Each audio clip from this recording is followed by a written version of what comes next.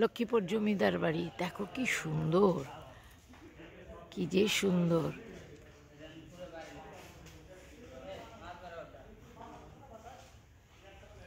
ত্রাণ দেওয়া শেষ আমাদের, তারপরে এখন একটু পরে চলে যাব। তো মনে করলাম একটু দেখে যাই হিস্ট্রি, কারণ লক্ষ্মীপুরের অনেক হিস্ট্রি আছে। এটা এর হিস্ট্রিটা শুনলাম, পড়লাম, ইউটিউবে আছে। লক্ষ্মীনারায়ণ বিশ্বনাথ ওনার জমিদারি ছিল এটা।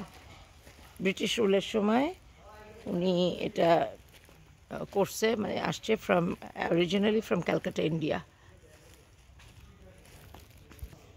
ওনার নামে এই জায়গাটা হয়তো, লক্ষ্মীপুরটা হয়তো ওনার নামে হয়েছে জানি না, তবে দালাল বাজারটা তার নামে হয়েছে, বিকজ ব্রিটিশদের দালাল ছিল, এর জন্য নাম হয়েছে দালাল বাজার। সিঁড়িগুলো কত উঁচু উঁচু, বাপরে কি সুন্দর, কিন্তু বিরাট, কতখানি, কত একর জমি নিয়ে বানাইছে এটা। রিয়াল জমিদার হাউস, আসলেই জমিদারের বাড়ি। তবে মনটা খারাপ হয়ে গেল যে সে দালাল ছিল ব্রিটিশদের, এইটাই মনটা খারাপ হয়ে গেল।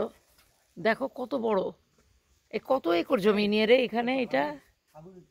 হ্যাঁ, এখানে কত কত জায়গা নিয়ে, এইটা না হইলো তো হিউজ তো, কয়েক একর জমি নিয়ে না পুরাটা, কিন্তু সুন্দর করছিল। কিন্তু বেটা দালাল ছিল কেন, এটাই তো মনটা খারাপ হয়ে গেল। বাংলাদেশে এসে সবাই খালি, বাংলাদেশে আসে আর সবাই খালি কুইরা খায়। বাংলাদেশের মানুষগুলা যে ভদ্র,